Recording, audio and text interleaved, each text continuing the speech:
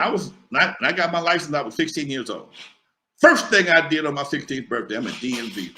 I drove to DMV and drove back. I knew had to test had to test down. Who drove you here? My mama. She went to the store.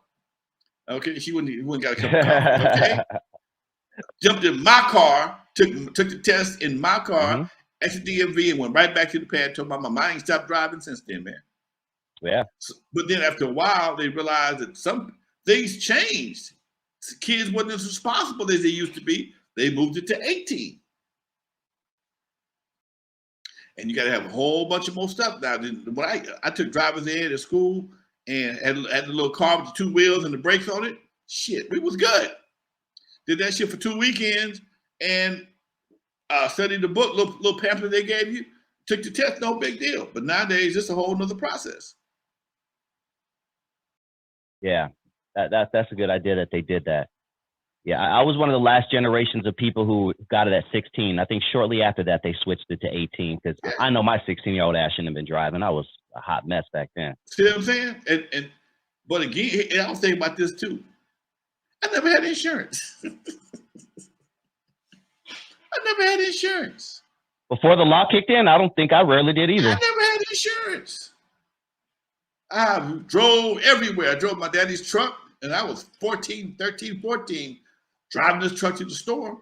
I ain't had no insurance. My old man didn't like going to the store, and it was cold or late. He just give me in fact, he didn't give me the keys. The keys stayed in the truck all the time.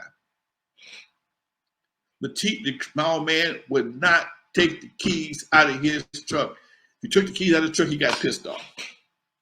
Okay? So I jump in the truck, go to the store, get that loaf of bread, and then a Herald Examiner newspaper, and a half a gallon of Mother's Pride, and come back home. I didn't go nowhere else. And if I wanted to go someplace, I would ask him, hey, man, I want to go to the party. And I drive the truck. He huff and puff and let me drive the truck. I'd park it around the corner because I was embarrassed to drive a truck with the lawnmowers to a party because I was too lazy to take the goddamn lawnmowers off the truck. I tell these stories now. People say, nigga, you out your mind. I did that shit. Never lost a lawnmower. In Compton, never lost a lawnmower. Didn't chain them down. They were just on the back of the truck. What happened, Lonzo? What happened to Los Angeles?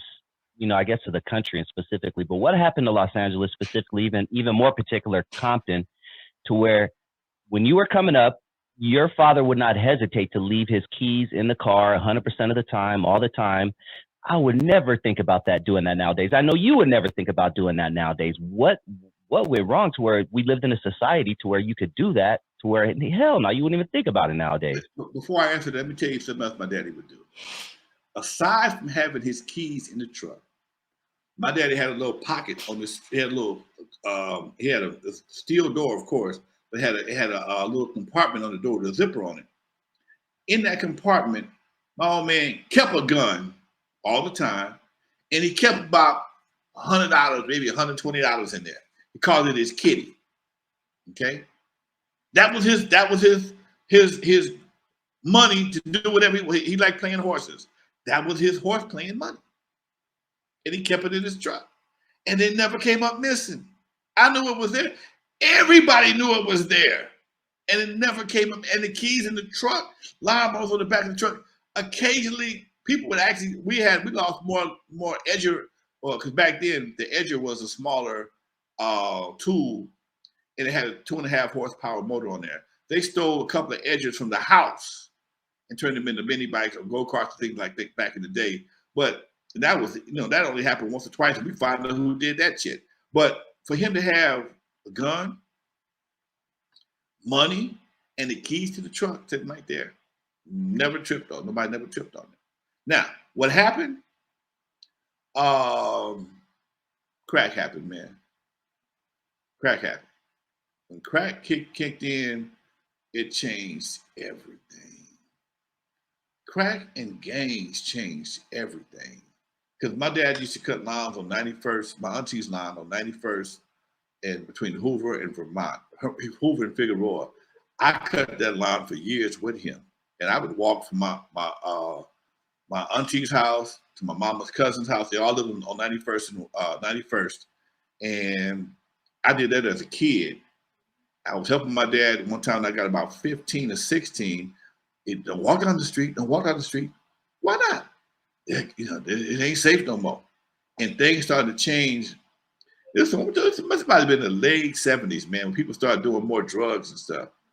And but by the time we got to the 80s, nobody recognized the streets no more, man. Nobody recognized the streets no more. The late 80s, the shit was on and cracking. Late 80s, early 90s, man, this shit had a whole new makeover. It was not cool no more at all. And I think gangs and drugs was the two main factors that that caused us to be where we are right now. And some people never let that go. Some people are still stuck in the 80s and 90s in the drug. Because some people, I call them like Al Bundy. You ever watch Married with Children? And Al Bundy talks about his poke high touchdown.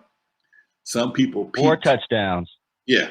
Some people peaked at certain times and they don't want to leave that because that's where they work. That's all they know. If they take them out of that zone right there, they don't know nothing else, man. Whether it was gangs, 80s, jail, whatever, that was the prime time in their life, and they stay there as a comfort zone. And I hear it a lot, especially in cats guys that I don't see a lot. Hey man, remember that time we did something? Nigga, we did that 50 years ago. What you talking about? Anyway, go ahead, Don.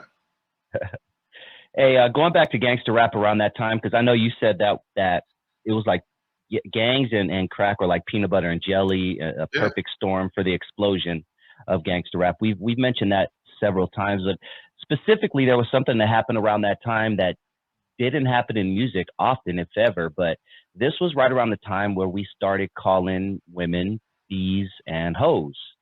You know, it used to be, hey, baby, you know, hey, mama, what's up, sexy, and in the songs. And then, 89, 90, 91, we started calling women bees and hoes. You know, when you first heard that aspect, what were your general thoughts? And do you think that had some effect on how younger men treated women back then? I was not feeling it at all, man. I was not feeling it, never cared for it. I've always given the women the benefit of the doubt. You are a lady till you prove yourself different. That's just me. I was raised that way. In fact, when we had it's a story in my book.